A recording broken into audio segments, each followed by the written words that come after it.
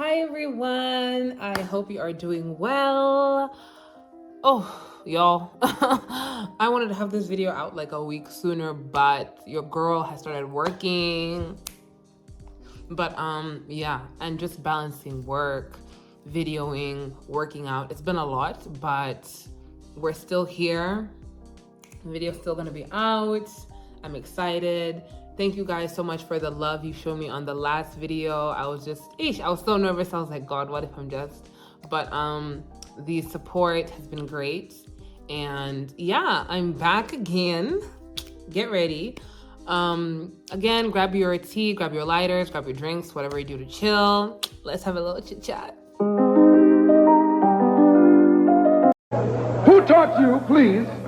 Who taught you to hate the texture of your hair? Who taught you to hate the color of your skin to such extent that you bleach to get like the white man? Who taught you to hate the shape of your nose and the shape of your lips? Who taught you to hate yourself from the top of your head to the soles of your feet? Who taught you to hate your own kind? Who taught you to hate the race that you belong to? So much so that you don't want to be around each other. Construction of beauty is something that's not universal. It develops within society. It helps form the view that beauty is part of female femininity. The concept of beauty isn't something natural or something that needs to be taken for granted, but it is a social cultural construct. And the single positivistic way that we often think about beauty often leads to oppression. Many women are treated poorly just because they don't fit the beauty standards that are made up by the media. This not only applies to romantic encounters with men, but think job opportunities, the help you receive, and how people respond to you in any given space. Colorism, featureism, texturism play an enormous part in this. And if you're of color, you must be mixed enough that you're considered exotic, or be ambiguous enough, or not so unambiguous that you're already put into a box. In societies across Africa, female beauty ideals have been used to explain perceptions of one's fertility, gender role identity for women, and the distribution of economic and political power in society.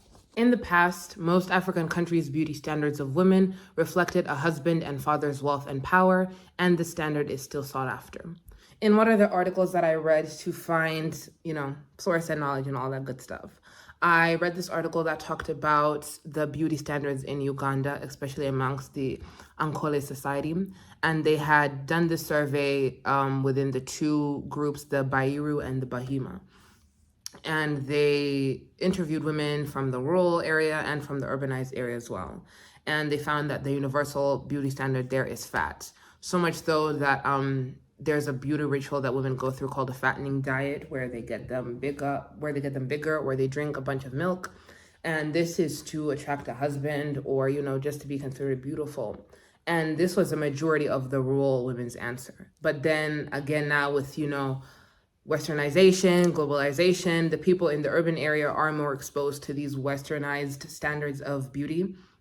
And most of those people said that they found that they did not fit the universal beauty standard, that they were finding it hard to fit in because they're considered beautiful in the rural area, but then in the city, they're not considered that. They're considered, overweight, not attractive. So it was just interesting to see how that works. And especially in our generation, everyone wants to date the hottest person, being able to date someone so highly desirable or the standard of beauty. You become that guy.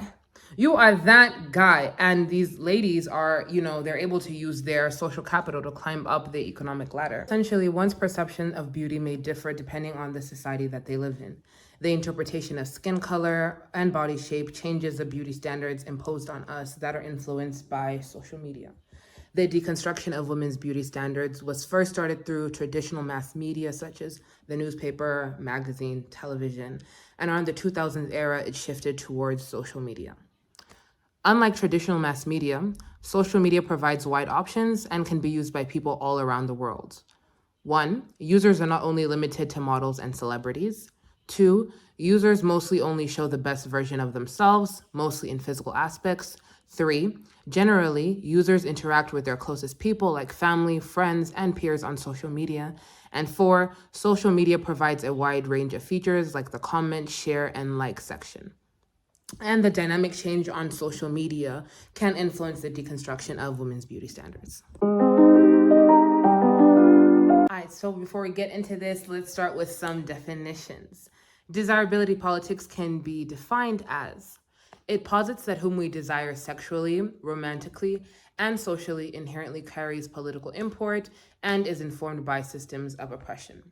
Now, these structures, they rob certain people of their ability to define and identify their own idea of beauty. These internalizations or normative beauty standards have made us women want to not only pursue them, but embody them. And the logic of colonialism, it ranks people's bodies by their usefulness to capitalism and steals the autonomy of marginalized people to find and name their own beauty. Essentially, love has become a currency of capitalism and capitalism a currency of power. Like I said, beauty is social currency. And men wanting to attain a beautiful woman, it speaks to his status in capitalism. It shows that, oh shit, he's that guy. Like I said, men are only considered worthy of love and women's attention and affection once they have achieved all these markers of capital. And a beautiful woman, that beauty that you have is social capital. That is going to be your ability to get this man. He really could care less sometimes about your intellect, this, that, and the third. You hot, you got it. Especially nowadays, it seems like a lot of us want to show off that, look at me, I was able to attract this amazing, amazing person. And I think in the past, I've also felt this where it's like, if I am able to attract a highly sought after man or someone who's really attractive or someone who's like, well off, it makes me feel like, oh shit, I'm desirable as well. When your worth comes inherent, it's not defined by these things. So essentially, love is now transactional, but love is a gift, not a transaction. The disengagement from transactional love has become harder as technology has become the primary medium through which people socialize and pursue intimacy. So whereas before people would actually have to court you, assess your connection, assess your compatibility, now it's shit, you hot, I got it. Like, a lot of men are willing to tolerate a lot of things if you're pretty. And that's literally, they will tolerate disrespect, mistreatment, just pure abuse because you're hot. And on the other end of the spectrum, also women will tolerate a lot if shit, he's financing my lifestyle.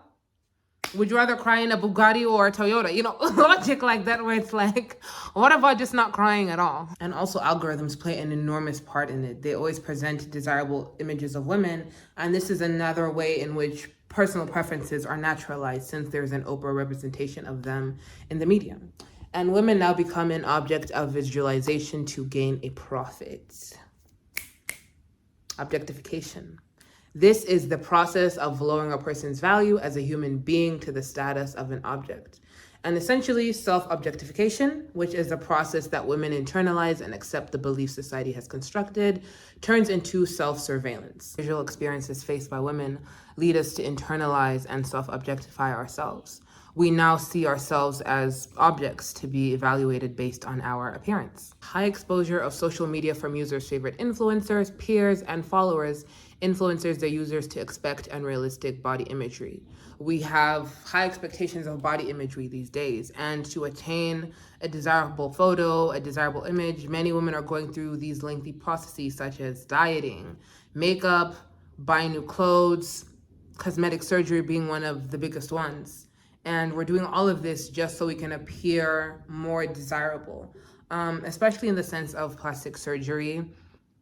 There was a time, I think I was around like 18, 19, I really wanted plastic surgery really bad. Like, I remember I wanted Botox to lift my brows. I wanted to sculpt my jaw a little. I wanted a smaller nose. I wanted to fill in my lips a little bit. And I wanted to fill in my hip dips because I have hip dips. And it wasn't until I actually started sitting down, the more I started to decolonize my mind, is when I started thinking more about this, like, why do I want to change these things about myself? Who has told me that these things are not desirable? a lot of these things that we want to change is so we can look more desirable to men. As much as it's, yes, we have our own personal insecurities and you may want to just change something for yourself. But if you really sat down and thought about these things that we put so much emphasis on, it's only because society and the male gaze has deemed them desirable features. And obviously we want to be desired. It's a human need to connect, to want to feel wanted. But I don't know. It's just, why are we doing it? Why are we suffering? The dating pool is rubbish. The bar is in hell. Like, is it really worth it? Is it really worth it? Is it really worth it? Actually, what social media has done is that we're now playing the comparison Olympics, saying, shit, okay, she looks like that, how can I look like this? She looks like this, how can I look like this? But we need to realize social media isn't real. Instagram is a bunch of curated aesthetics and snapshots. It is not real. Do not be fooled by what you see on the media. It's a lie from hell below. And yeah, although these dynamic beauty standards on social media can lead to more body positivity and, you know, you're able to find your group and be more inclusive, a lot of people follow these mainstream beauty standards. So it's still, yeah, you're still gonna play the comparison Olympics using the idealized standard of beauty because, like I said, algorithms are still gonna pump out these images unless you personally curate your own feed and keep doing it and doing it and doing it to her. Instagram knows, shit, let me not play with her. You're gonna keep seeing the same artificial pumped out shit and think, shit, why don't I look like that? Because nobody does. Personal preference is often reduced to our right to choose our intimate partners, and in consequence, the accusation of discrimination is often deflected and reinterpreted as the confiscation of sexual autonomy and an affront to the perceived autonomy of desire so central to liberal conceptions of sexuality. So essentially what happens is that this exempts people from challenging their desires in a way that leaves racism and other systems of oppression unchecked when they claim, it's just my preference. But essentially, how can we disarticulate between a personal preference and a racist attitude? Oppressive systems limit desire and human autonomy, and we cannot pretend that colonialism has not played a huge role in mediating and obfuscating desire. We see this again in the article that I touched on in chapter 2 that talked about the Ankole society and how different nations have their own standards of beauty, but because of this whole globalization thing, we're all under this umbrella of desirability. And now what is desirable is white or fair skin, that curvy hourglass figure, but you know, you have to be sucked and tucked in all the right places. And you have to have these exotic or ambiguous features. And we can also see it now on social media where everybody be looking the same. All these girls be looking the same. They have the same face, same makeup, same aesthetic, same everything, because that is what is now considered desirable. These are the things that the algorithm is going to push out more. This is what seems to get more traction, more male attention. So we comply. So can preference really be called personal if it so closely resembles systems of power like white supremacy, cis heteropatriarchy, ableism, and capitalism? And this need to be so desirable and beautiful to women is seen as an opportunity by capitalists. They know that women are going to do damn near anything and everything to get the desirable body. So what they do is they give us these products and beauty treatments that are harmful to our health. Let's think bleaching cream. That's the biggest one that I can think of. Mostly in, Southern Asia. I know in Nigeria, it's a really big problem. In Jamaica and islands, even here in Africa, it's a really big problem as a whole, where we have been told that having dark skin is just not desirable. You see it a lot where successful dark-skinned men also get a light-skinned wife, a majority of them. I'm not saying it's everyone, but a majority of them. And it's like, who taught us to not like our skin tone? We didn't just wake up one day and say, white, light is right. Someone told us that this is what's desirable and this is not. Even growing up, I've had people tell me, you're so beautiful if you're a little lighter, or, and I'm so happy, so blessed. And I'm just really grateful for the fact that both my parents were dark skinned and they always instilled in me and told me how beautiful I was, and just having that representation in my face let me know that, yeah, they're finessing me. And I think it's only recently when I started realizing that, like, these people were really lying to me. Like, they wanted me to think I was not a pretty bitch. They lied. So yeah, and it's just sad to see what other people, fall privy to in the sense of following these harmful trends. We don't really know the effects of how a lot of these treatments, like skin bleaching and a lot of these plastic surgeries, we don't know how they're going to age when we're, 60, 70. We don't know how we're going to look. All these acids and things that we're putting on our face, just all these things that we're doing to appear more desirable to men. It's to men, it's to men, it's to men. It ain't for us. It's for the niggas. But yeah, so essentially women, we suffer a psychological impact as well as a physical impact because we're out here changing our bodies, putting our bodies under this stress, but then we're going through all these psychological things as well, our insecurities, battling with the media, having to always face these images and people telling us that, no, do this, do this, do this, do this, do this. It's hard and it's tough. Hard and tough. The creation of an intimate private sphere serves as an avenue through which inequality perpetuates. When you think of a private sphere, think of at home with your family, away from society, and society, the workplace, interacting with people on a daily basis. That would be considered a public sphere.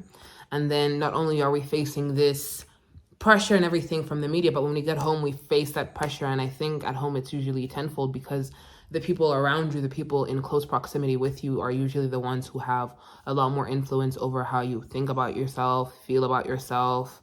Yeah. Sexual autonomy is enough to justify this personal preference argument.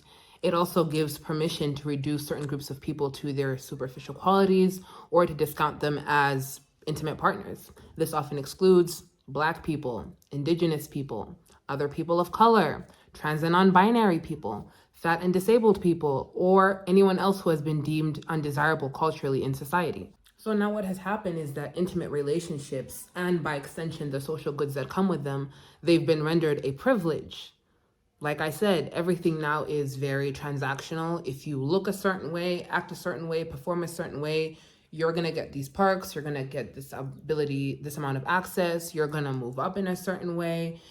And it seems that if you do not fit into that, you don't have, I guess, the money to get that feature, you don't care to have that desired look, or you just don't participate, you're moved to the side. And all of a sudden it's, well, you have a cute face, but if the body was, or your bum is cute, but if, like, we're just reducing everyone to their parts. And it's really, really sad. It's just really sad. It's sad that we're now living in a world where we're just looking for aesthetics, living for aesthetics. We're not really accepting ourselves as we are. We're not encouraging ourselves to just be us, to just be around people who make you feel good about yourself, to just accept your body for what it is and what it isn't, to understand the actual biology of the body, why certain people look the way they do, and that it's okay. And no one looks like the images that we are being fed. But again, they know that we're gonna buy into the possibility that, okay, I could look like this if I got this in this product, but we can't. Those people don't even do. They have access to top dermatologists, top doctors, top plastic surgeons. You think they're going to be using these little things that they're advertising, these little skincare products, makeup things, and no, they're not. They're not. They're making a quick buck off of telling us lies. And we're eating it up, slurping it up like syrup.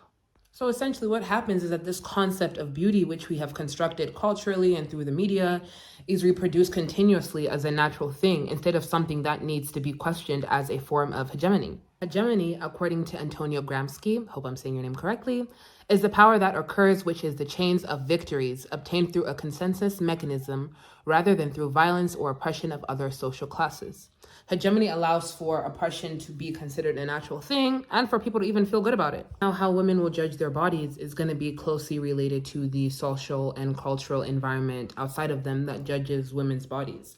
And I can really relate to that because for the longest time, how I looked at myself in terms of, I guess, desirability, beauty, just everything had a lot to do with how other people saw me, the comments that a lot of people made to me.